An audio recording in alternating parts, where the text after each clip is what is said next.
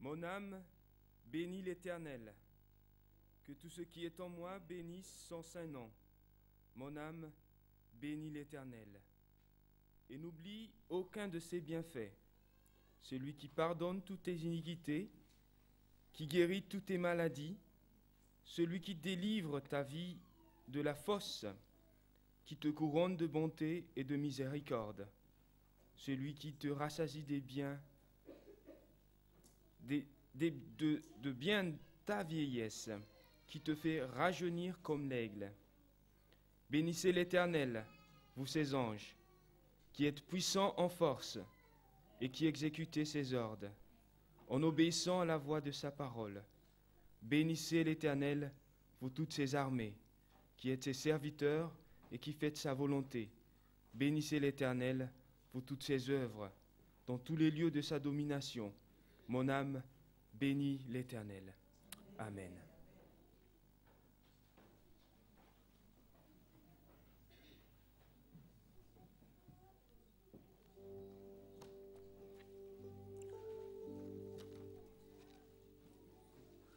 Nous allons ensemble prendre le texte de Hébreux chapitre 3, le verset 7 à 13.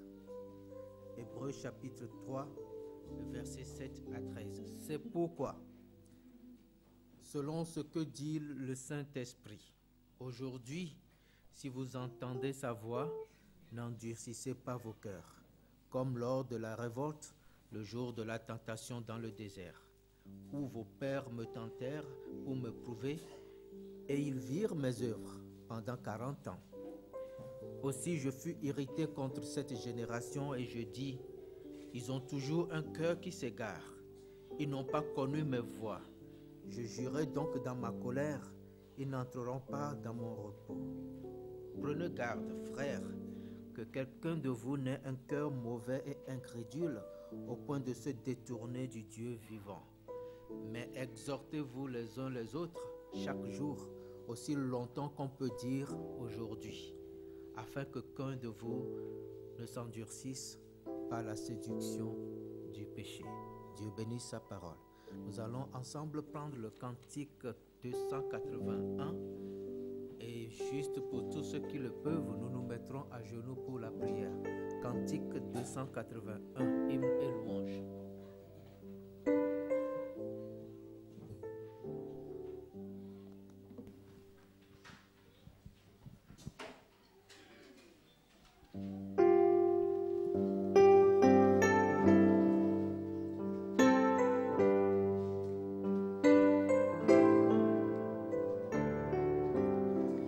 Plongé dans un boulier de force, je me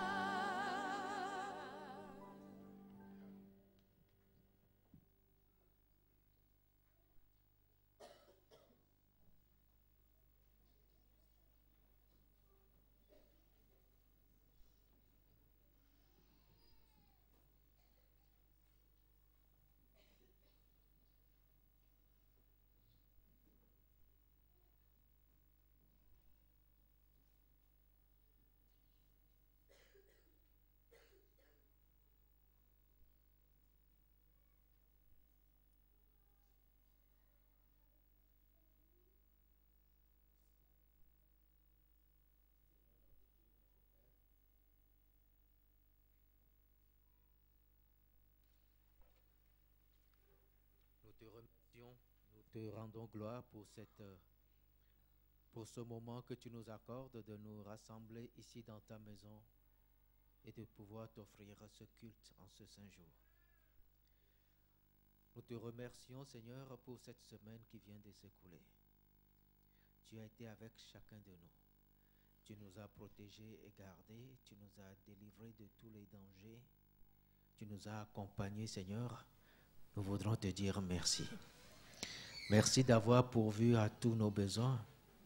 Et merci surtout, Seigneur, pour la direction du Saint-Esprit dans notre vie. Père Céleste, merci pour la grâce du pardon de nos iniquités. Tu nous as pardonnés, tu nous as lavés de nos péchés. Et aujourd'hui encore, devant ta face, tu nous permets de nous présenter dans les mérites du Sauveur Jésus-Christ. Nous te rendons gloire pour tout cela. Pour ce culte que nous voudrons t'offrir, nous te le présentons. Les chants, les prières, les louanges, tout ce que nous aurons à te proposer en ce moment, Seigneur, tout cela vient des cœurs humains. Nous voudrons te prier, Seigneur, de le rendre parfait et acceptable à tes yeux. Que ton esprit pardonne, lave et dispose le cœur de chacun de nous pour que par ta grâce, ce que tu as pour chacun de nous puisse être reçu et que cela puisse porter son fruit dans la vie de chacun. Que ce culte, Seigneur, nous fasse du bien et que par ta présence, Seigneur, chacun de nous puisse être béni. Que chacun de nous puisse, Seigneur, se sentir bien dans sa peau, dans son cœur et dans sa relation avec toi. Cette assemblée devant ta face voudrait penser à ceux de ces membres qui sont souffrants dans la chair. Nous les remettons entre tes mains. Nous voudrons te rendre gloire pour le miracle que tu as accompli dans la vie de notre frère Michel. Merci pour ta main, Seigneur, qui a dirigé les choses jusqu'ici et qui continue à les diriger.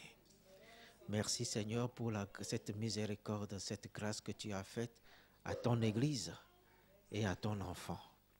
Nous le remettons encore une fois entre tes mains. Et nous prions, Seigneur, que ce que tu as commencé, que tu puisses l'achever pour la gloire de ton nom. Nous te supplions de faire la même chose pour tous les autres.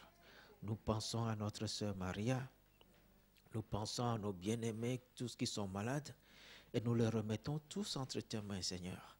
Nous restons confiants en ta toute puissance de guérir. Et nous restons aussi confiants et faisons confiance, Seigneur, à ta volonté. Que cette volonté se manifeste dans sa souveraineté et que ce que tu décides pour nous soit le meilleur pour chacun de nous. Merci, Seigneur, pour d'être là. Nous remettons notre pasteur en tes mains en ce moment. Sois avec lui. Nous te remercions pour le message que tu as pour nous par son intermédiaire. Seigneur, apprête-le, sanctifie-le. Nous voudrons tout simplement que ce soit encore une fois toi-même qui t'adresse à nous par son intermédiaire. Nous avons une pensée encore une fois pour tous ces pays où tes enfants sont persécutés. Tous ces pays qui sont brisés par la guerre et ceux qui sont ravagés aussi par des épidémies. Seigneur, tous ceux qui sont dans la misère, qui sont souffrants, qui ne sont pas bien du tout dans leur peau, nous voudrons que tu puisses te pencher aussi sur leur cas et que tu puisses venir à leur aide. Touche-les. Touche les dirigeants de ces pays. Touche, Seigneur, tous ceux-là qui fomentent des choses qui ne sont pas en accord avec ta volonté. Et viens au secours de ceux qui sont persécutés, qui se font tuer, soit leur rempart, soit leur bouclier. Seigneur, nous te prions tout simplement si telle est ta volonté. Sauve-les. Sauve-les, s'il te plaît.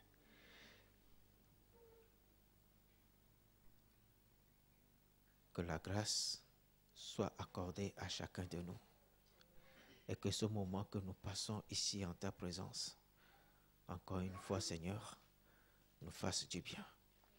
Merci de nous avoir écoutés et merci de nous avoir exaucés aussi, Seigneur, dans le doux et précieux nom du Sauveur Jésus-Christ. Amen.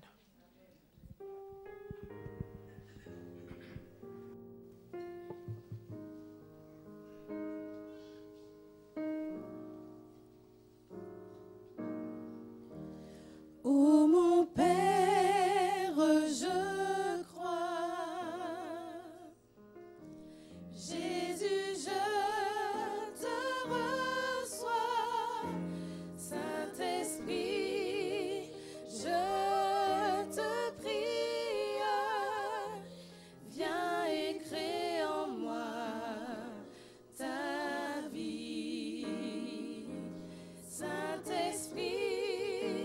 Je te prie, viens et crée en moi ta vie.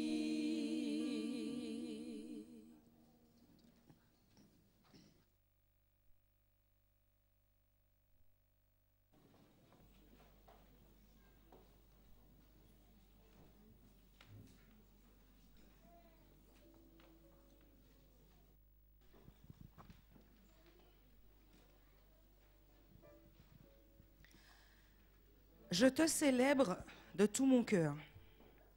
Je chante tes louanges en la présence de Dieu. Je me prosterne dans ton saint temple et je célèbre ton nom à cause de ta bonté et de ta fidélité. Tous les rois de la terre te louent, ô Éternel, en entendant les paroles de ta bouche. Ils célébreront les voies de l'Éternel, car la gloire de l'Éternel est grande. L'Éternel est élevé. Venez, chantons en son honneur, faisons monter vers lui nos louanges et notre reconnaissance pour ce qu'il a accompli.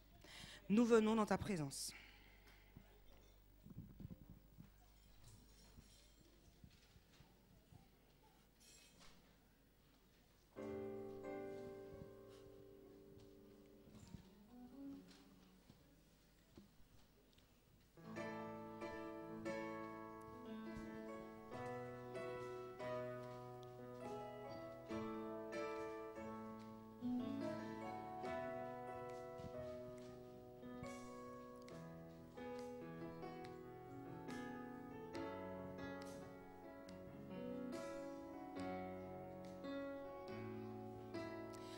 Ensemble.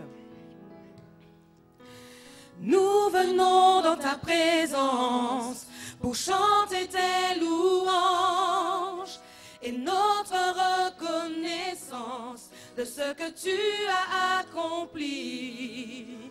Tu nous as donné ta vie, ton amour et ta joie, et la louange envahit nos cœurs passionnés de toi.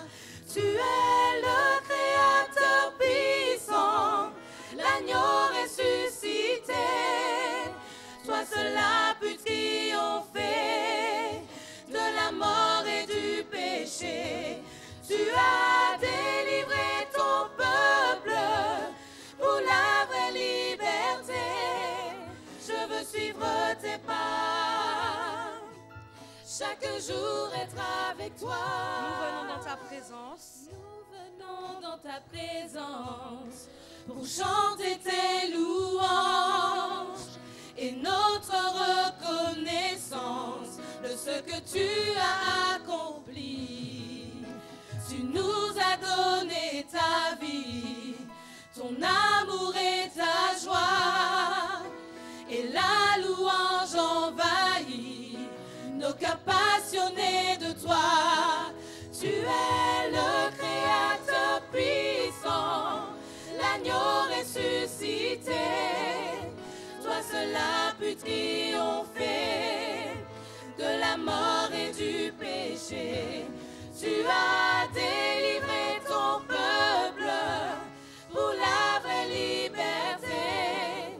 Je veux suivre tes pas, chaque jour être avec avec toi.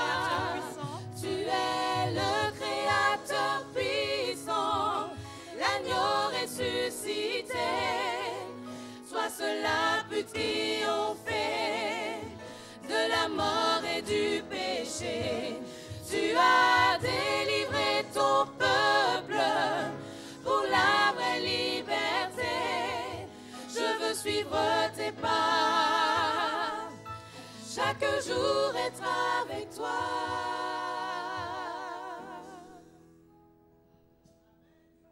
Amen.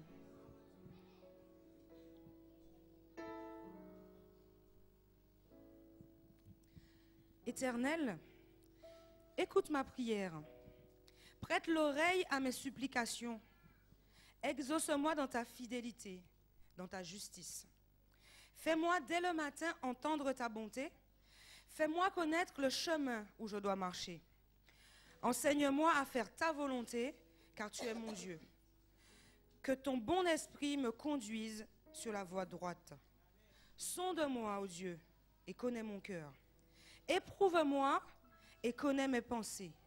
Regarde si je suis sur une mauvaise voie et conduis-moi sur la voie de l'éternité. Sonde-moi, ô Dieu.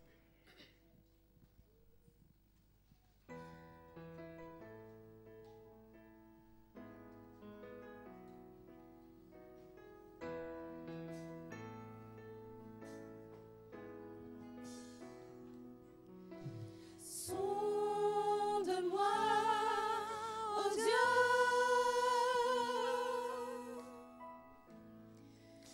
et connais mon cœur. Éprouve-moi, Seigneur,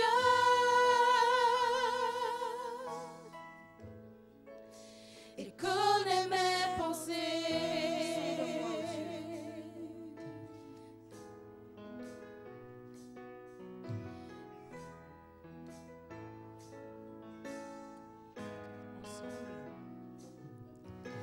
Sonde-moi, ô Dieu,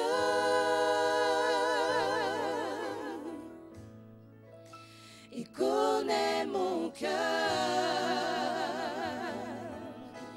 Éprouve-moi, Seigneur,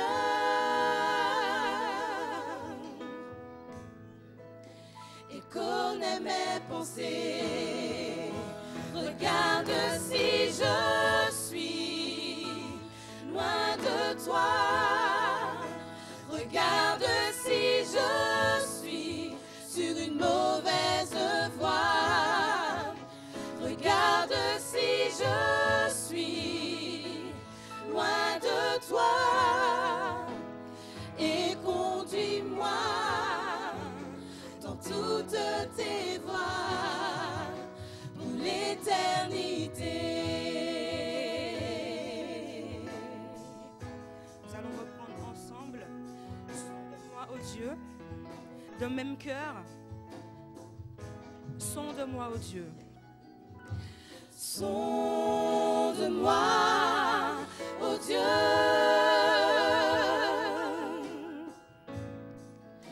et connais mon cœur. Éprouve-moi, Seigneur,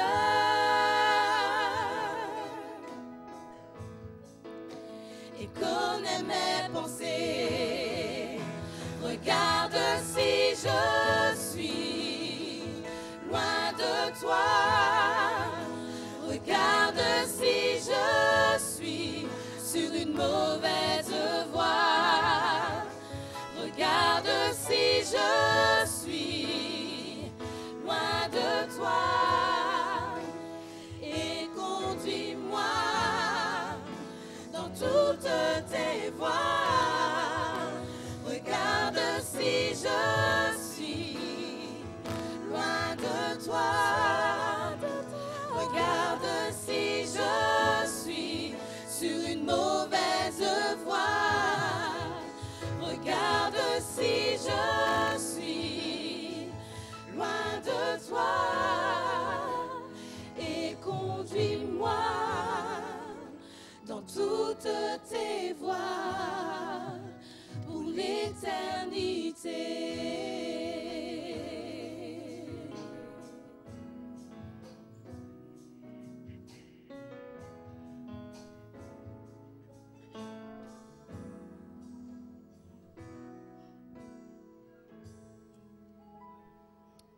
Amen.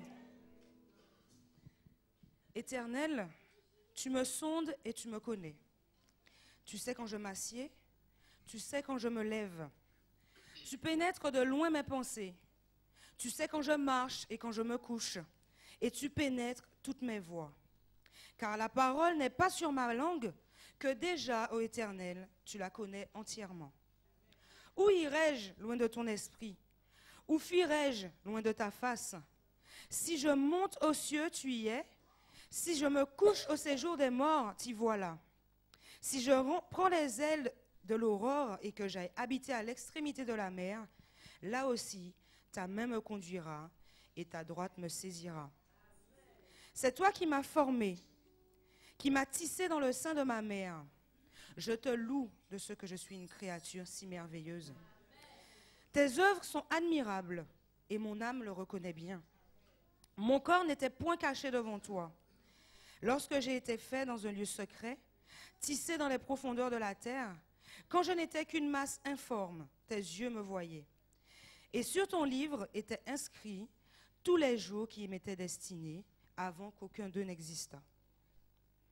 Tu es un Dieu fidèle, tu ne changes pas. Tu es mon roc au jour de la détresse. Dans la tempête, tu me ramènes au port.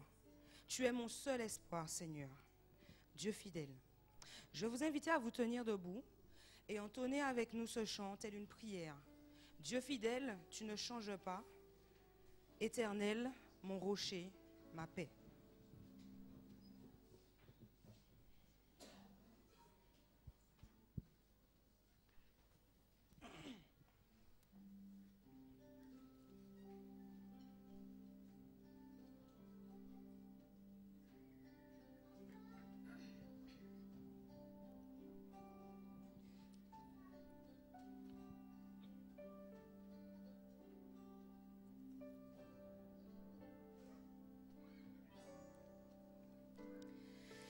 Dieu fidèle, tu ne changes pas. Éternel, mon rocher, ma paix. Dieu puissant, je m'appuie sur toi.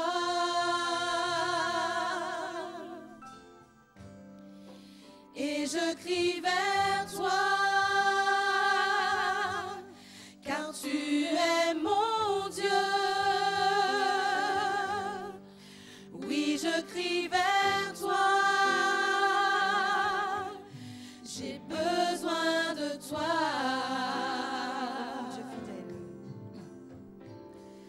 Dieu fidèle, tu ne changes pas.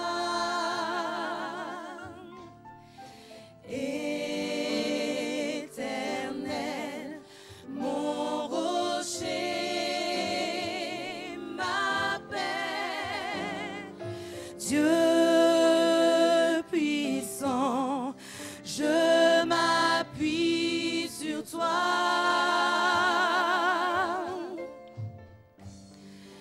Et je crie vers toi, car tu es mon Dieu. Oui, je crie vers toi,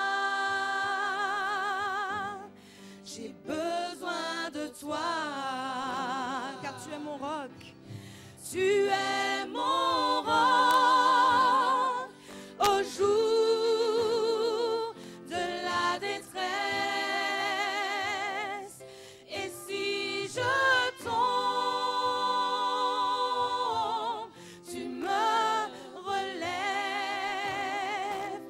dans la tempête. Ton amour me ramène au port. Tu es mon seul espoir, Seigneur. Dieu fidèle, Dieu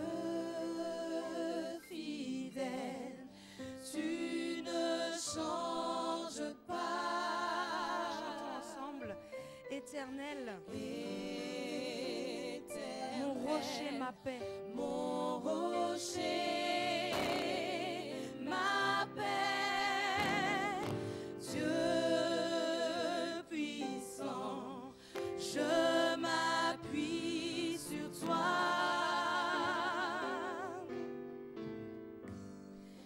Et je crie vers toi, car tu es mon Dieu. Oui, je crie vers toi, j'ai besoin de toi. Tu es mon roi au jour de la détresse. Et si je tombe, tu me relèves dans la tempête. Ton amour me ramène au port. Tu es mon seul espoir, Seigneur. Amen. Amen.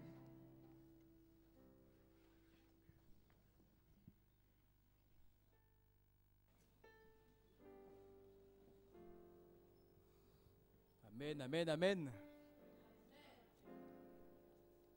Service de fidélité.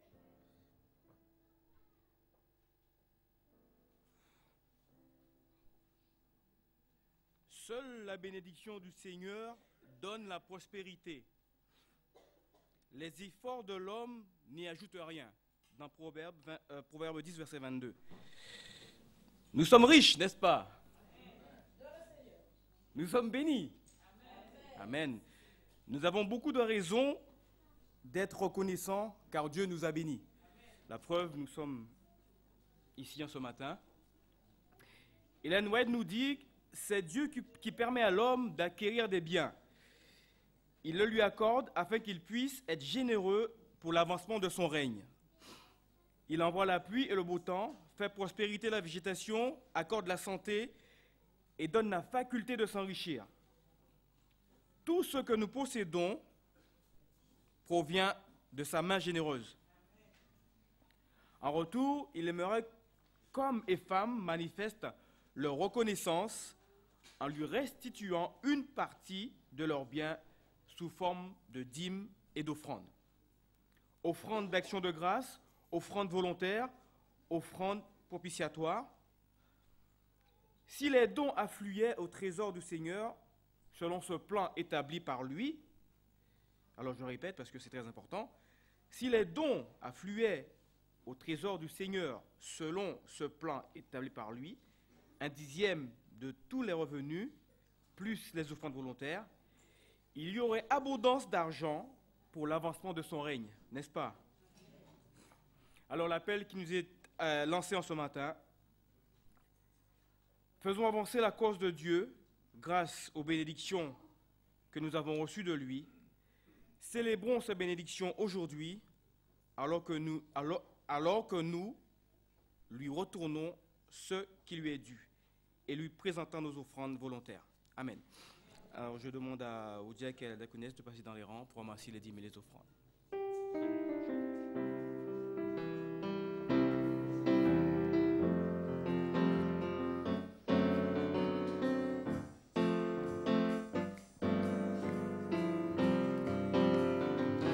Où est ton trésor? Là où sera ton cœur? Tu peux te tromper de placement. Ton avenir compte tout autant. Prends donc le temps d'y songer une heure. L'argent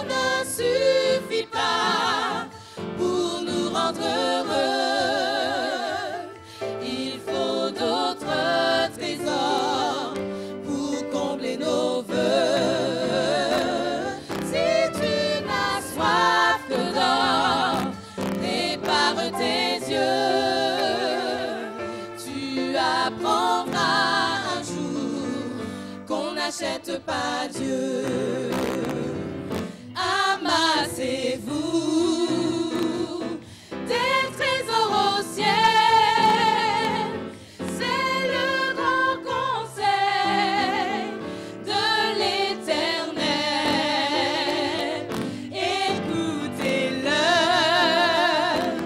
il est essentiel, c'est le destin le plus naturel. L'argent ne suffit pas pour nous rendre heureux. Il faut d'autres trésors pour combler nos vœux. Si tu n'as soif que d'or, prépare tes yeux. Tu apprendras un jour qu'on n'achète pas Dieu.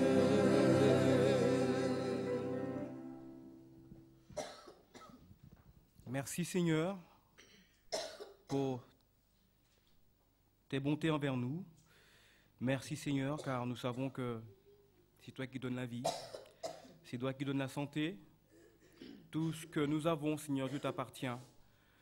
Nous sommes venus ce matin pour te louer, t'adorer, mais aussi pour t'emmener nos dîmes et nos offrandes.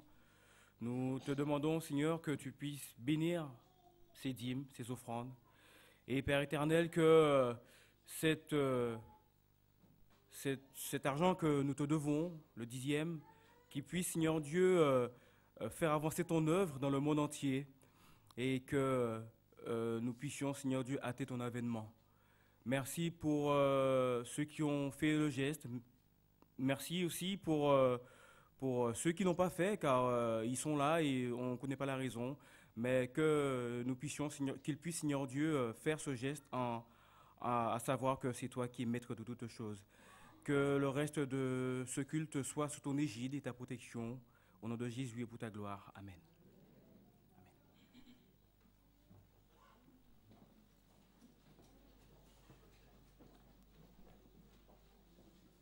Je dirais rebonjour à tous. Chaque sabbat, c'est un jour spécial. Et nous sommes vraiment heureux de nous retrouver. On a chanté tout à l'heure, Jésus est notre roc. Et peut-être que dans la semaine, on s'est senti défaillir. Et aujourd'hui, je crois qu'on a vraiment envie de s'appuyer sur ce roc, contre ce roc. Alors je vous dis à vous tous, bienvenue. Bienvenue à Puiseux, à nos amis internautes, peut-être même que certains, c'est peut-être pour la première fois qu'ils vont regarder cette transmission. Bienvenue à vous tous et soyez en paix dans le Seigneur. Et que ce jour soit un jour de bénédiction pour chacun de nous. Bienvenue à vous tous. Nous allons continuer avec l'histoire des enfants. Et nous sommes l'histoire des enfants et surtout des grands.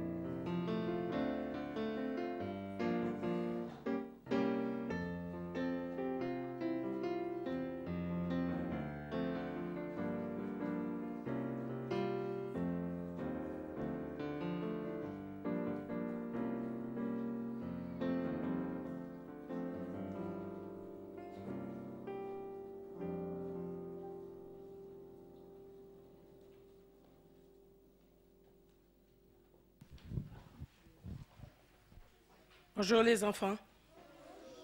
Vous êtes heureux d'être ici? Nous allons attendre les autres qui arrivent.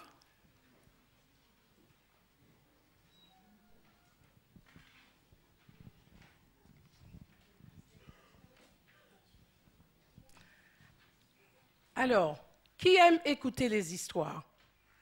Ah, tout le monde.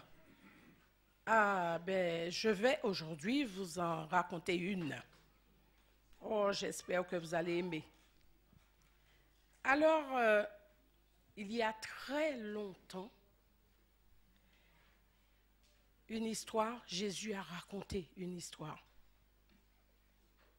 Est-ce que vous connaissez cette histoire? Non.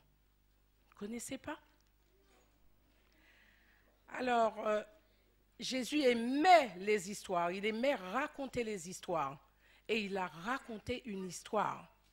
Alors, figurez-vous que Jésus réunit un groupe de personnes. C'est quoi un groupe de personnes? Hein? Alors, c'est comme vous, là, vous êtes un groupe de personnes. Jésus a réuni un groupe de personnes et il leur a raconté cette histoire. Alors, d'après vous, c'est quoi cette histoire? On ne sait pas ce que c'est, mais vous allez le savoir. Alors, il leur dit, le royaume des cieux est semblable à un filet. Qui connaît un filet? C'est quoi un filet? Voilà, un filet. Alors, ça sert à quoi, cela? Oui? À attraper les poissons. Voilà. Alors, il dit, le royaume des cieux est semblable à un filet. Ce filet, c'est celui que les pêcheurs employaient pour attraper les poissons. Alors, qu'est-ce qu'il faisait? Comment il faisait le pêcheur? Il lançait le filet dans la mer et le filet attrapait toutes sortes de poissons. Les beaux, les bons, les mauvais poissons. Et qu'est-ce qu'il fallait faire? Qu'est-ce qu'il fallait faire? Puisqu'il y avait des bons et des mauvais. Voilà, il fallait trier les poissons. Alors, les pêcheurs, qu'est-ce qu'ils faisaient? Eh bien, ils triaient les bons poissons. Les bons poissons, ils mettaient les bons poissons dans le panier. Là, ça c'est un bon poisson, il est beau. Ah, celui-là, non. Les mauvais poissons, où ils allaient? À côté du panier. Et les bons poissons, tous les bons poissons allaient dans le panier et les mauvais à côté. Mais pourquoi cela? Pourquoi on mettait les bons poissons dans le panier et les mauvais, on les mettait à côté? On les lançait comme ça à côté parce qu'ils n'étaient pas bons. Pourquoi? Eh bien, Jésus dit, il mettait les bons poissons dans le panier, les mauvais à côté. Et les gens ne comprenaient pas ce que Jésus disait. Alors Jésus leur donna l'explication. D'après vous, c'était quoi l'explication? Si vous m'écoutez, c'était quoi l'explication? Eh bien voilà, vous voyez, ces petits poissons sont comme nous. C'est nous, les petits poissons. Et quand Jésus reviendra, les petits poissons qui sont dans le panier, c'est nous. Et le panier, c'est le ciel. Donc, les bons poissons ont été dans le panier et les mauvais à côté. Alors, quand Jésus viendra, qu'est-ce qu'il aura fait quand Jésus viendra? Oui?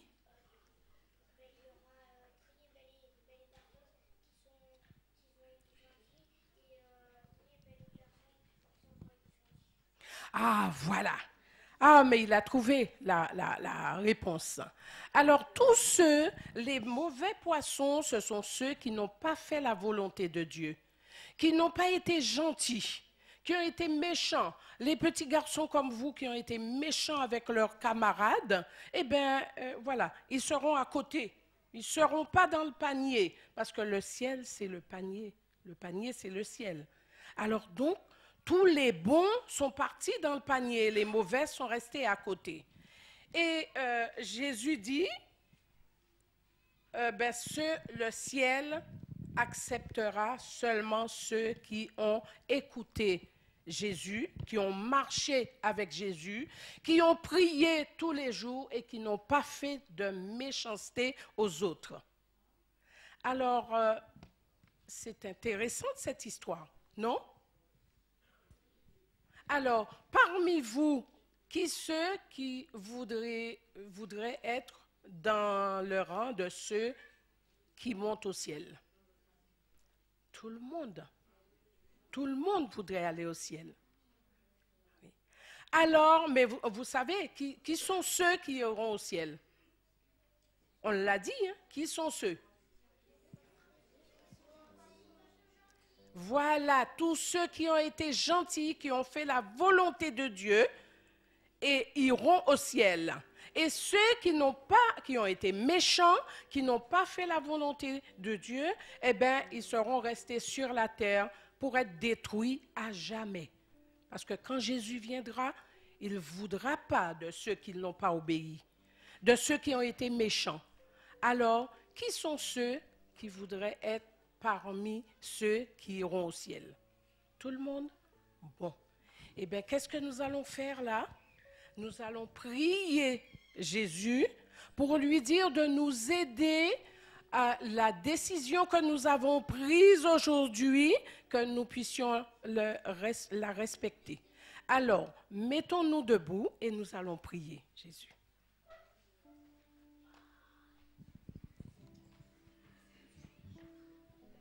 On se met en position pour prier.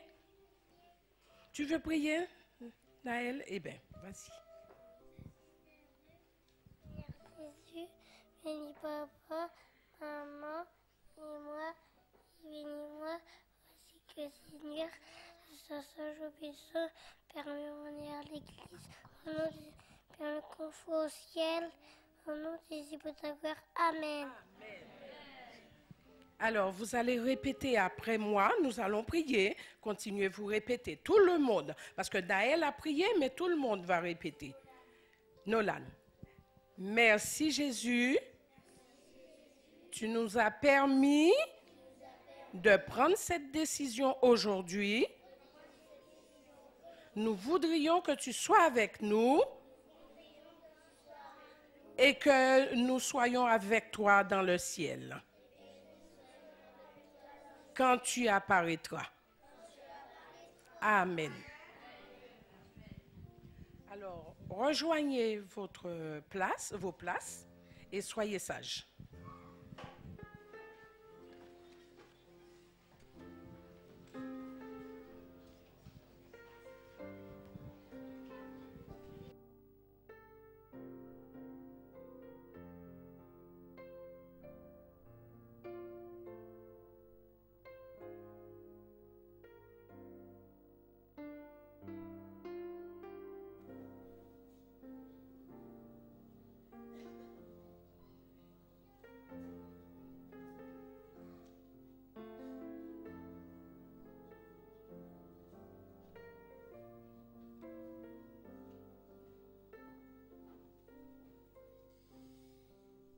Je vous prie de vous mettre debout pour la lecture de la Bible qui se trouve dans Jean 12, le verset 24.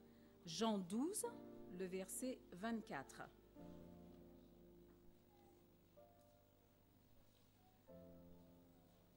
Jean 12, verset 24. En vérité, je vous le dis, si le grain de blé qui est tombé en terre ne meurt, il reste seul, mais s'il meurt, il porte beaucoup de fruits. Amen. Gardons notre position et entournons le 325 à Jésus, je m'abandonne. Nous allons chanter la première et la deuxième strophe.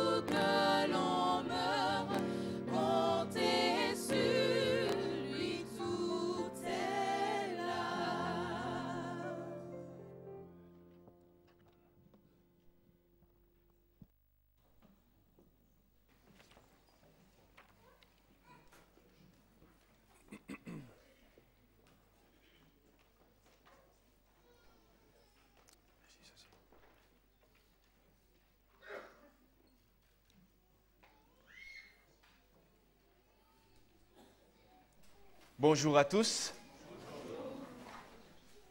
Et je vous souhaite bon sabbat. Personnellement, je suis content d'être parmi vous. Et ma sœur à côté, j'ai même pas terminé la phrase et elle a dit moi aussi, sans savoir ce que j'allais dire. Mais je suis content d'être parmi vous ce matin. Et je suis sûr que Dieu, comme moi, vous a béni de toutes sortes de bénédictions matérielles.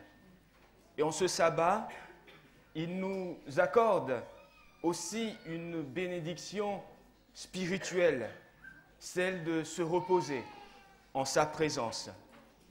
Car Dieu sait que l'homme ne vit pas seulement pour des choses matérielles, mais l'homme est aussi un être spirituel. Donc il a besoin de se connecter à ce Dieu, à son Créateur. Et c'est ce que nous allons faire ce matin. Et je suis sûr que Dieu nous réserve encore des bénédictions dans la suite de ce culte que nous allons offrir à lui. Alors pour continuer, je vous invite à prier avec moi. Dieu notre Père, nous te remercions pour ce privilège que tu nous permets d'avoir en cet instant même, de pouvoir entendre ta parole, de lire ta parole, Seigneur, de tirer des leçons et des enseignements au travers de cette parole, Seigneur. Alors ouvre nos cœurs, ouvre nos oreilles, Seigneur, afin que nous soyons attentifs à tes dires. Parle-nous, Seigneur. C'est au nom de ton Fils Jésus que nous te prions. Amen. Amen.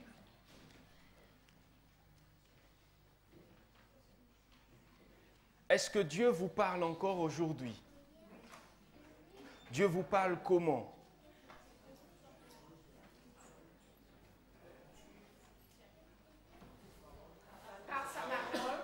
Par sa parole, la réponse la plus simple, la plus directe. Dans les rêves, dans les songes. Dans les rêves, dans les songes, à travers les événements, à travers la nature.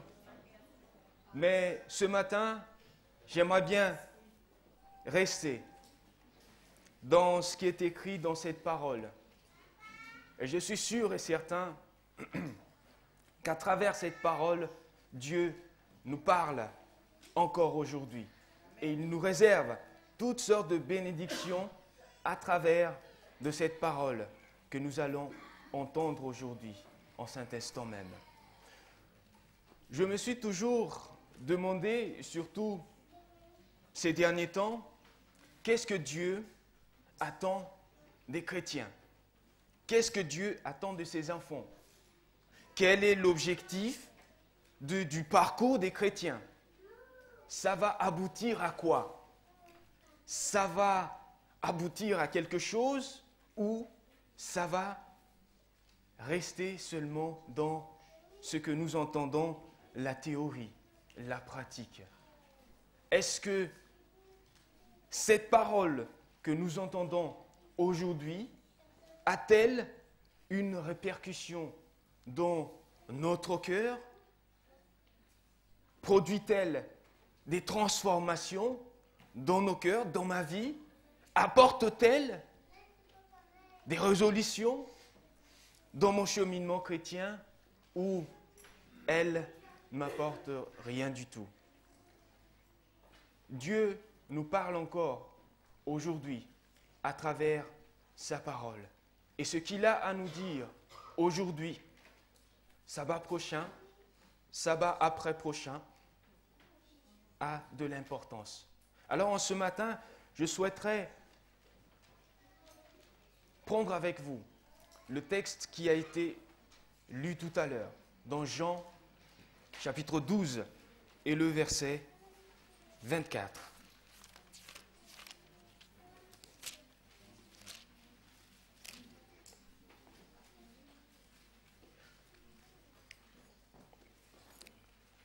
Le texte dit: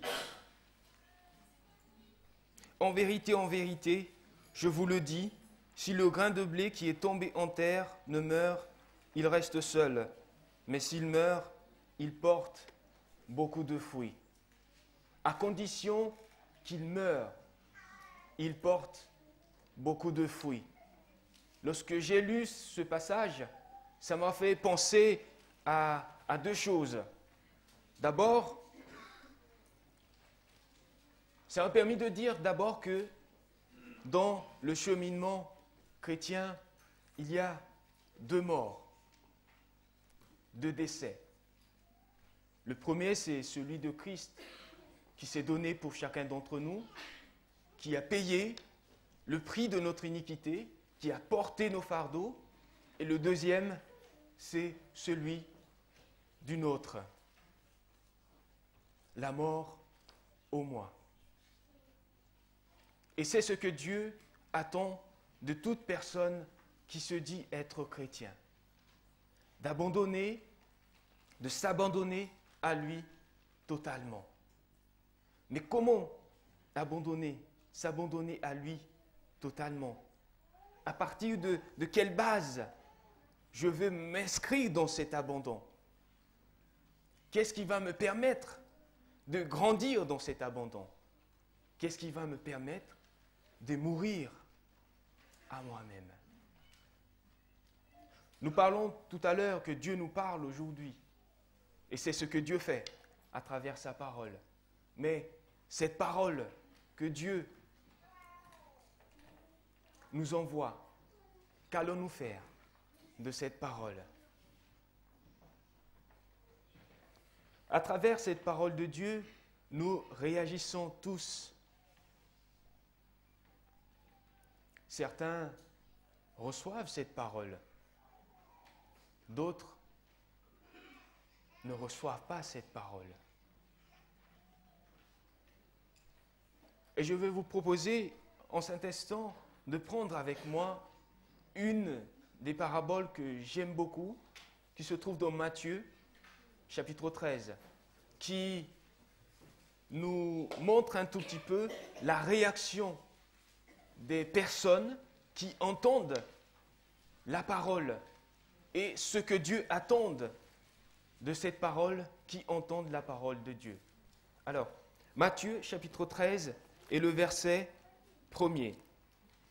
Le verset 1er jusqu'au verset un peu plus bas. Je vous invite à prendre ce Matthieu 13 jusqu'au verset 8 d'abord. Le texte dit ceci. Ce même jour, Jésus sortit de la maison et s'assit au bord de la mer. Une grande foule s'étant assemblée auprès de lui. Il monta dans une barque et il s'assit. Toute la foule se tenait sur lui, sur le rivage. Il leur parla en parabole sur beaucoup de choses, et il dit, un semeur sortit pour semer. Comme il semait, une partie de la semence tomba le long du chemin. Les oiseaux vinrent et la mangèrent. Une autre partie tomba dans les endroits pierreux, où elle n'avait pas beaucoup de terre. Elle leva aussitôt, parce qu'elle ne trouva pas un sol profond. Mais quand le soleil fut paru, elle fut brûlée et sécha, faute de racines. Une autre partie tomba parmi les épines montèrent et l'étouffèrent. Une autre partie tomba dans la bonne terre, et elle donne du fruit, du grain 100, un autre 60, un autre 30. Que celui qui a des oreilles pour entendre, entende. Alors, Christ, ici, est en train d'utiliser une parabole pour parler de la sémence qui représente la parole de Dieu. Et nous allons voir qu'à travers cette parabole, il y a 4 catégories de personnes qui vont entendre, qui vont recevoir, entendre la même chose, mais qui réagissent différemment. Alors, le premier,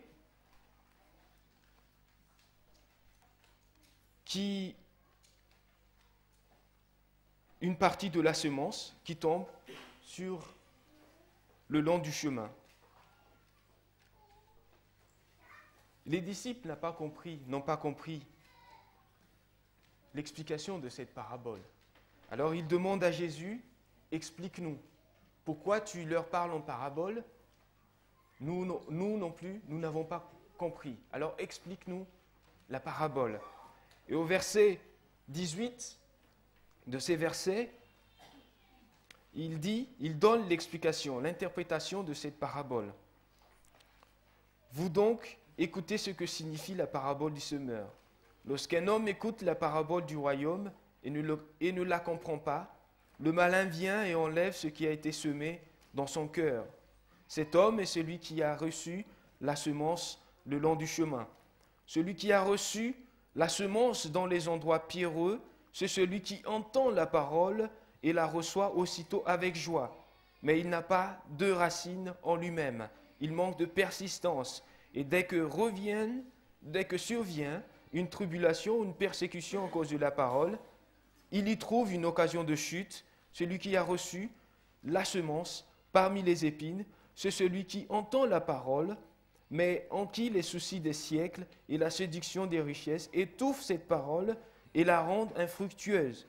Celui qui a reçu la semence dans la bonne terre, celui qui entend la parole et la comprend. Il porte du fruit et un grain et en donne 100, un autre 60, un autre 30. Alors dans la première situation, nous avons la semence qui est semée au long du chemin. Et cette semence qui est semée au long du chemin, dans la parabole, Christ dit que les oiseaux vinrent et ont mangé la semence. La semence n'a même pas eu le temps de germer dans le cœur de la personne, que les diables viennent déjà et arrachent la bonne parole qui a été semée. Luc parle du fait que la semence fut foulée aux pieds aussi. C'est-à-dire que la semence, la personne a entendu la parole de Dieu, mais qui n'a pas tenu compte de cette parole qui a été semée. On peut être sûr ici que la semence ne risque pas de germer parce qu'elle n'a même pas eu le temps de mourir dans la terre. Elle n'a pas le temps de mourir dans la terre, puis de germer et de croître par la suite, car elle est semée sur le long du chemin. Un endroit incultivable, sur un sol stérile et endurci. Ceux qui ont déjà vécu dans la campagne connaissent très bien qu'il y a un petit chemin qui mène vers les champs. Et sur ce petit chemin-là, la terre est dure. La terre est dure. Et donc, la première semence est semée sur cette terre dure, incultivable, un sol stérile, un cœur endurci. Il est donc normal que les oiseaux ont eu le temps de l'arracher, car elle n'était pas dans le sol, la semence est restée en surface. La parole n'a pas eu le temps de germer dans le cœur de la personne. Alors Jésus donne l'interprétation de cette parabole. Et dans l'interprétation de Jésus, on comprend que la semence, c'est la parole de Dieu. Le semeur, c'est Jésus lui-même qui sème la bonne nouvelle. La terre, c'est le cœur qui reçoit la semence. Et dans la première situation, nous avons observé que le cœur de la personne est complètement indifférent par rapport à cette parole, par rapport à cette semence qui a été semée. L'oiseau représente le malin qui vient arracher ce qui est semé dans le cœur de la personne qui écoute la parole, mais ne la comprend pas. Et Luc mentionne explicitement pourquoi le diable arrache la semence. Et au verset 12 du chapitre 8, Luc qui raconte la même parabole, il dit que le diable enlève de leur cœur la parole de peur qu'ils ne croient et soient sauvés. Pas de parole donc, pas de salut. Pas de semence, pas de germination, donc pas de début de développement d'un nouvel individu végétal. Aucune possibilité de croissance. Pour aller un peu plus loin, comme la semence, il faut qu'elle soit enterrée pour pouvoir vivre. Alors, pour aller un peu plus loin dans l'image, donc, s'il n'y a pas cette mort dans la terre, il n'y a pas de résurrection. Il n'y a pas de vie pour cette semence. Elle va mourir. C'est donc la perdition qui attend cette semence. Et pour qu'une semence puisse continuer de subsister, de ressusciter, il faut qu'elle meure enterrée dans la terre pour germer et continuer de vivre. Il y a donc ici une volonté d'arracher, de la part de Satan, d'arracher la semence pour que le cœur ne soive rien et qu'il périsse et n'ait pas la vie, ne reçoive pas cette semence. À cause de la dureté du sol sur lequel la semence est tombée, la parole de Dieu, le message du salut n'a plus d'effet sur eux. Ils sont inattentifs, ils ne comprennent pas. Complètement insensibles. Ils écoutent, mais ils ne comprennent pas. Ou plutôt, ils ne cherchent même pas à comprendre la parole. Ce qui veut dire qu'il y a un faux semblant. Je fais semblant d'écouter la parole, mais que celle-ci n'engendre aucune réaction en moi et à cause de la dureté du cœur. Je suis donc dans l'insensibilité totale et complète. La parole de Dieu, cela ne me touche plus. Mon cœur s'est endurci sur le sol dur.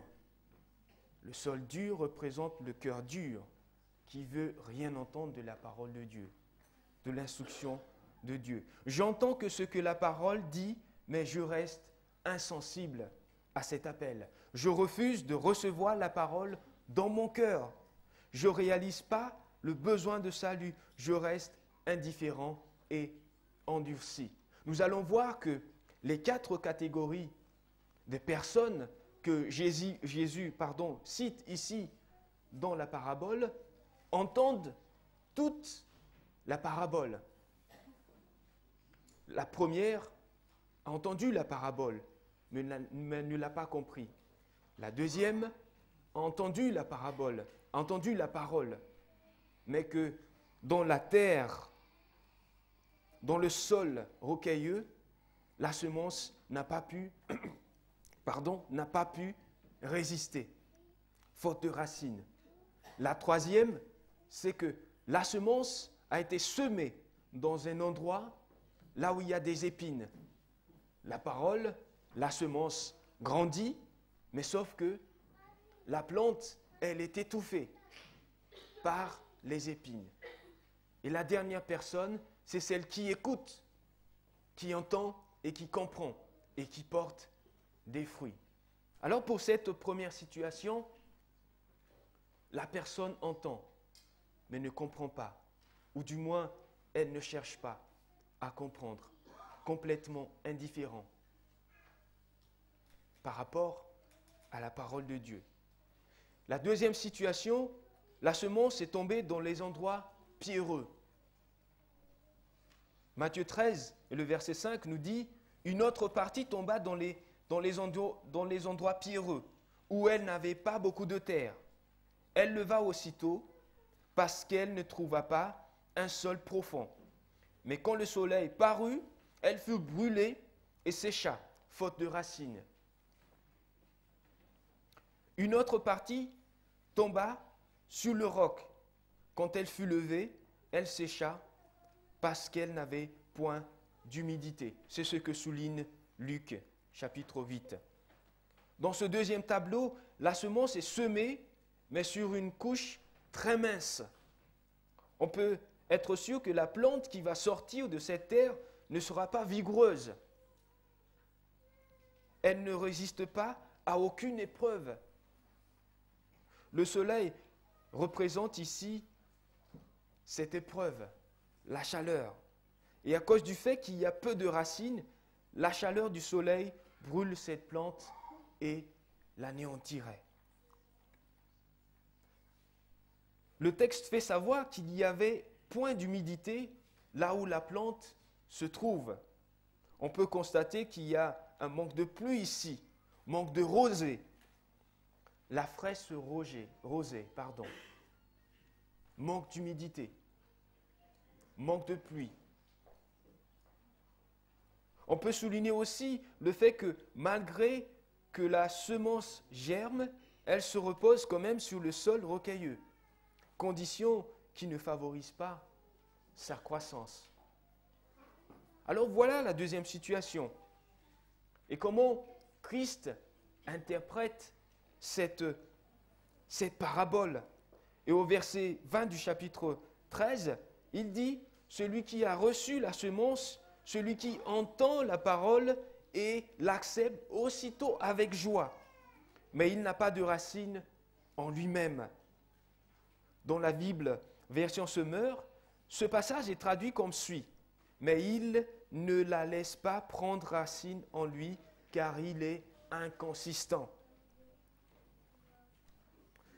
Inconsistance souligne ici l'idée qu'il manque de solidité, qu'il ne repose sur rien de solide, qui manque de cohérence, de logique et de fidélité, car la parole n'est pas vraiment enracinée dans le cœur de la personne. Alors, contrairement à ceux qui entendent, mais restant indifférents, ici, la personne entend la parole, elle accepte et la reçoit même avec joie. Et la semence trouve quand même une maigre couche pour germer, mais que le sol est rocailleux et le fait de la parole reste superficiel. Superficiel car la personne reçoit rapidement avec joie, de manière spontanée. La parole est accueillie dans l'émotion, qui est malheureusement passagère. Alors la personne croire pour un temps et succombe au moment de la tentation. Elle abandonne tout car il n'a pas de racine en lui-même. Elle reçoit la vérité avec joie, mais elle refuse de changer et de se soumettre à la volonté de Dieu. Elle est spirituellement lunatique. Tantôt oui, tantôt non. Aussi, elles admettent la vérité, mais elles aiment aussi leurs égaux. J'entends la parole de Dieu. Je veux faire germer cette parole de Dieu en moi. Mais cette germe, ce grain, rencontre le roc, le sol rocailleux. Elle ne pourra pas grandir. Elle ne pourra pas aller plus loin dans la croissance.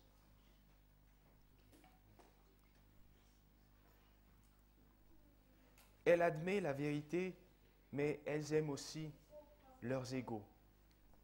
La féerie du monde des divertissements lui fait oublier la course dans laquelle elle est engagée. J'entends la parole de Dieu.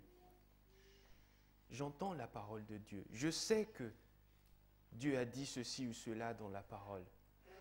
Mais je résiste à cette parole. Le roc, le rocailleux.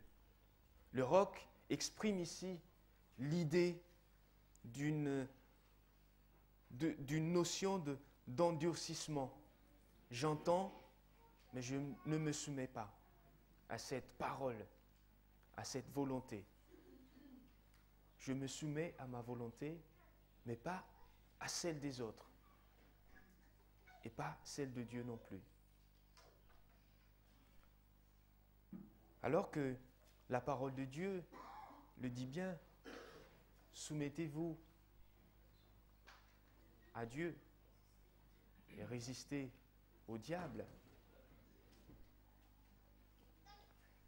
Rapprochez-vous de Dieu et il se rapprochera de vous. Alors, on a une situation ici. J'entends, je connais la parole de Dieu, je sais, je chante, je reçois cette parole avec Dieu, je dis Amen une fois lorsqu'une parole me touche, mais ça reste là. Ça reste là.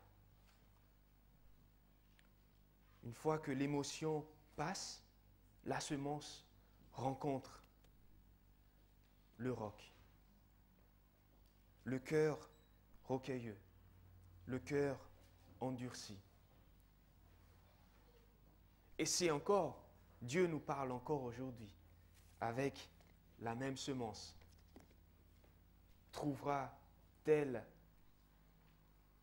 une bonne terre pour germer et grandir? Ou cette semence sera-t-elle semée au long du chemin et rencontrer ce cœur endurci? Ou cette semence sera-t-elle accueillie dans la bonne terre, dans le cœur, avec une bonne volonté de me plier à la volonté du Seigneur? Dans la troisième image, dans sa parabole, le Christ raconte que une autre partie de la semence, a été semée dans les épines. Contrairement au premier et au deuxième, la semence est tombée dans une terre favorable à la croissance. Parce que si la deuxième, la terre, n'était pas assez épaisse pour que la germe puisse germer, pour que la semence puisse germer, la troisième, il y a suffisamment de couches de terre pour que la semence puisse germer. Le texte laisse entendre qu'elle germe et grandit bien, mais le souci, c'est qu'elle ne porte pas de fruits. La plante est étouffée par les épines. C'est-à-dire que j'entends la parole de Dieu. Je connais la parole de Dieu. Je sais ce que Dieu me demande de faire. Et la volonté de Dieu, notre problème, ce n'est pas de connaître la volonté de Dieu. La volonté de Dieu, elle est écrite dans cette Bible. C'est sa volonté. Mais le problème, c'est que je ne fais pas la volonté de Dieu. Connaître et ne pas faire, ce n'est pas la même chose. Et ici, la personne entend la bonne parole, comprend la bonne parole, et sait ce que c'est la bonne parole, et sait ce que la parole attend de lui. La semence grandit, et la plante aussi grandit. Mais le souci, c'est que cette plante, elle est étouffée par les épines. Même si elle grandit, elle ne porte pas de fruits. Donc, elle est pareille comme les deux autres images. Les semences semées tout au long du chemin, qui n'a même pas le temps de germer, qui ne porte pas du coup du fruit. La deuxième, qui entend la parole de Dieu, qui reçoit avec joie la parole de Dieu, mais que cette semence rencontre le roc et finalement ne porte pas de fruits non plus. Et la troisième ici, c'est la semence qui a été semée dans les épines. La plante grandit, la semence plonge bien sa racine dans la profondeur de la terre, mais elle ne produit pas de fruits. La plante est étouffée par les épines. Au final, elle a le même résultat que les 2 premiers. Elle ne porte pas de fruits malgré qu'elle germe et grandit, malgré qu'elle connaisse la parole de Dieu par cœur même. Les épines les étouffent et ne portent pas de fruits. En interprétant cette image, Jésus dit que les autres qui ont reçu la semence dans les épines, c'est ceux qui entendent la parole, mais en qui les soucis du siècle, la séduction des richesses et l'invasion des autres convoitises étouffent la parole et la rendent infructueuse. Alors, ce sont ceux qui, comme souligne Luc, ayant entendu la parole, s'en vont et la laissent étouffer par les soucis, par les plaisirs de la vie. Luc souligne qu'ils ne portent pas de fruits qui viennent à la maturité. On peut penser qu'ils portent peut-être des fruits, mais ce sont des fruits qui ne viennent pas à la maturité. Cela ne sert à rien. Alors jusqu'ici, nous avons 3 catégories de personnes qui entendent la même chose, qui réagissent différemment. La première reste totalement indifférente par rapport à cette parole. J'entends, mais je n'entends pas. La deuxième, j'entends, c'est bien, alléluia, amen, mais ça reste là, ça ne porte pas de fruits. La troisième, c'est que j'entends la parole de Dieu.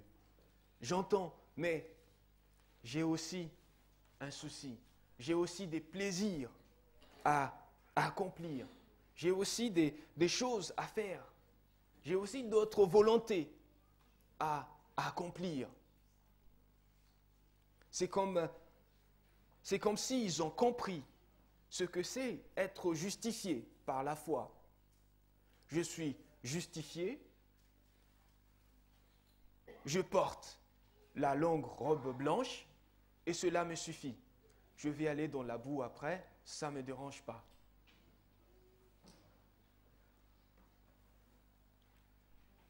Les soucis des siècles, le plaisir de la vie étouffe la parole. La parole ne grandit pas. Cette parole, malgré le fait qu'elle a trouvé une bonne terre pour pouvoir grandir, les épines l'étouffent. Les épines, les soucis de la vie, les plaisirs de la vie, et cela rend cette plante infructueuse.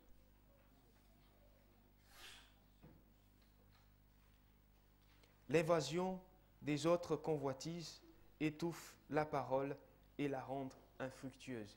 C'est comme pour dire que j'entends, je sais ce que c'est la volonté de Dieu. J'entends, je connais la volonté de Dieu. Mais j'entends, je sais aussi ma volonté. Les épines qui étouffent cette parole, qui étouffent la plante.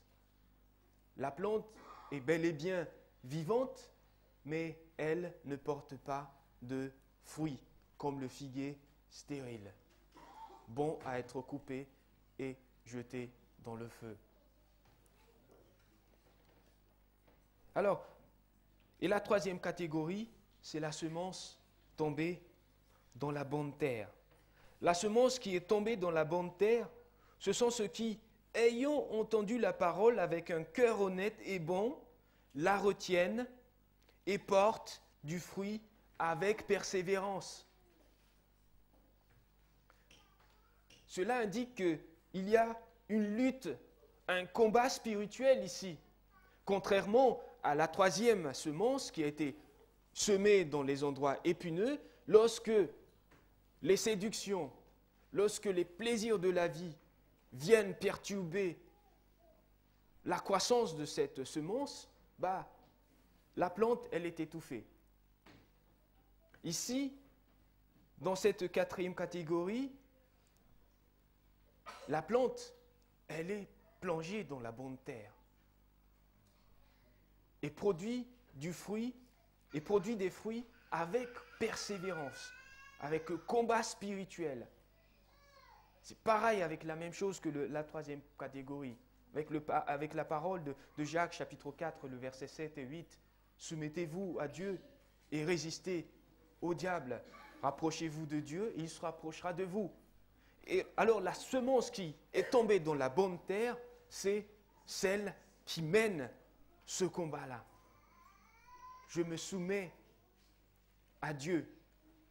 Et le fait que je me soumets à Dieu, je résiste forcément au diable.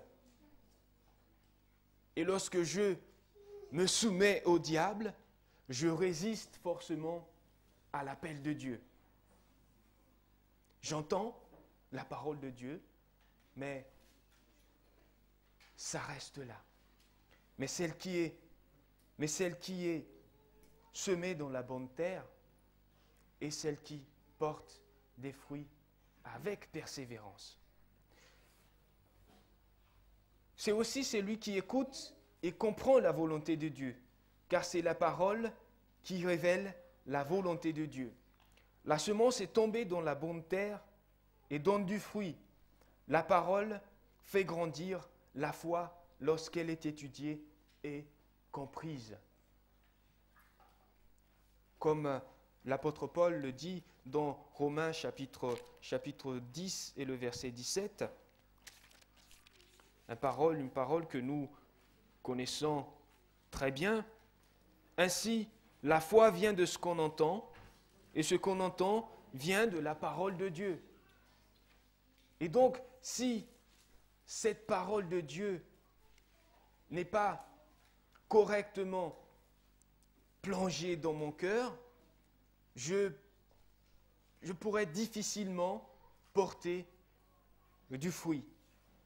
La terre est bonne, car simplement celui qui entendait la parole et la comprenait se laissait influencer par le Saint-Esprit et se laissait transformer par le même esprit et porte le fruit de ce dernier.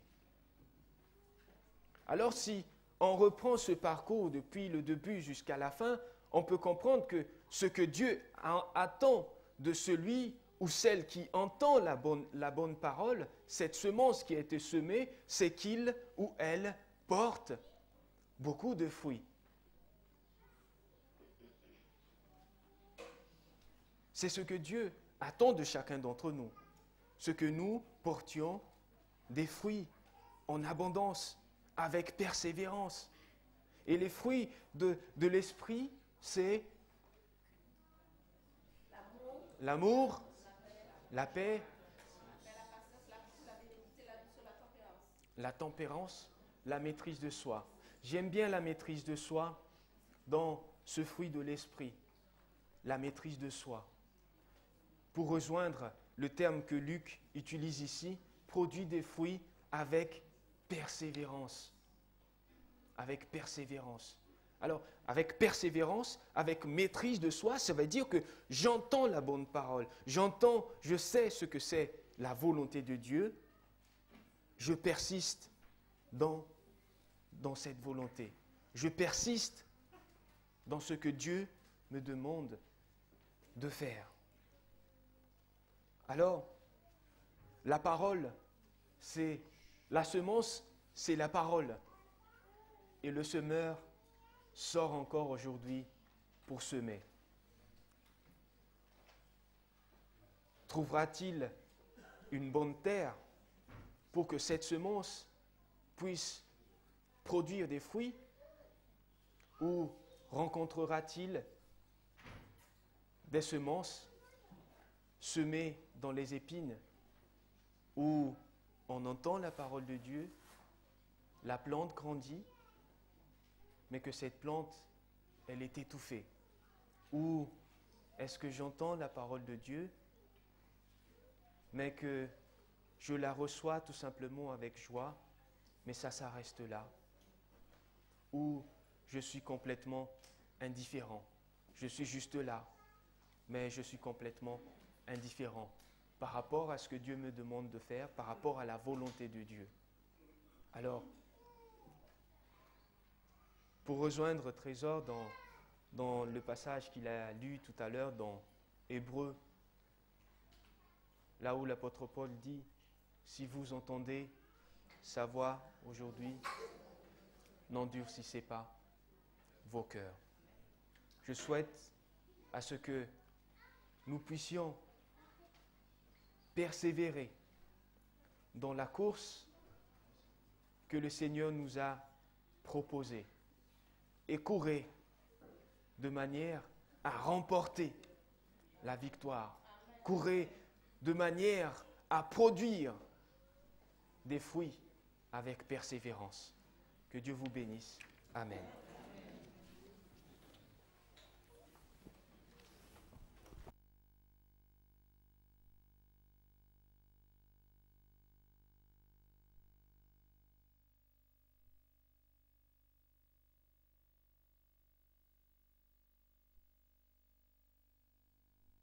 Je vous invite à vous tenir debout et nous allons chanter ensemble le 335 du hymne et louange, le cri de mon âme.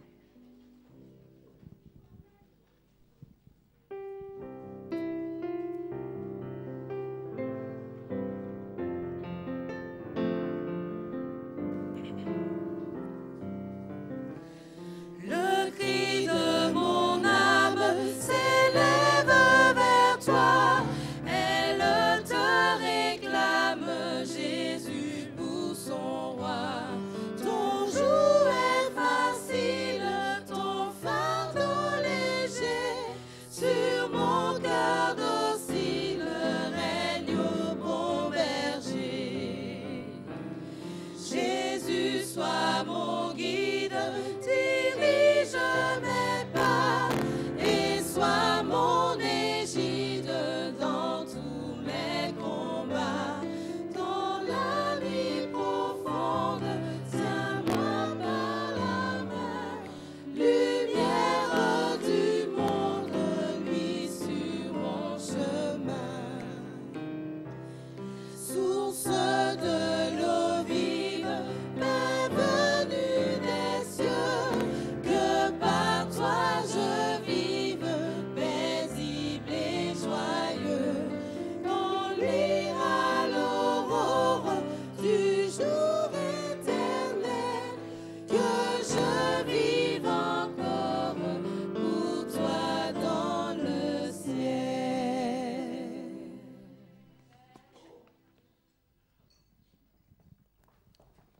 Prions. Oui, Seigneur notre Dieu, nous voulons nous soumettre à ta volonté. Nous voulons accomplir ce que tu nous as prescrit dans cette parole. Oui, Seigneur, tu nous parles encore et tu nous parleras toujours. Merci, Seigneur, d'avoir semé cette semence dans nos cœurs. Permets, Seigneur, que cette semence puisse rencontrer une bonne terre et produire des fruits avec persévérance. Au nom de Jésus, Amen.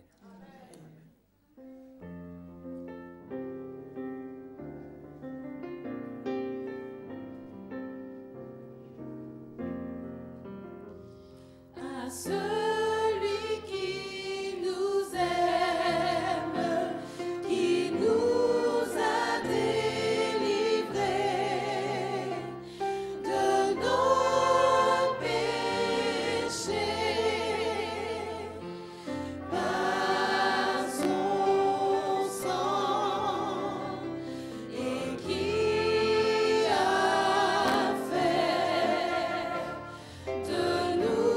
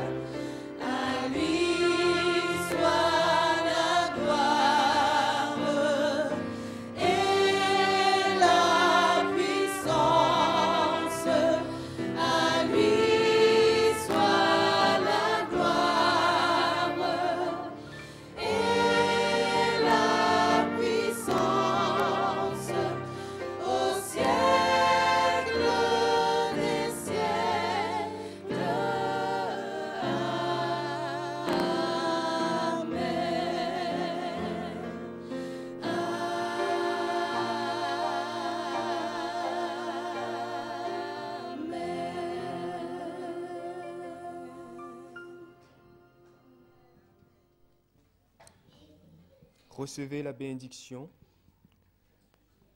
Le Dieu de toute grâce qui vous a appelé en Jésus-Christ à sa gloire éternelle, vous perfectionnera lui-même, vous affermira, vous fortifiera, vous rendra inébranlable. À lui soit la puissance au siècle des siècles. Amen. Amen. Bon sabbat à tous.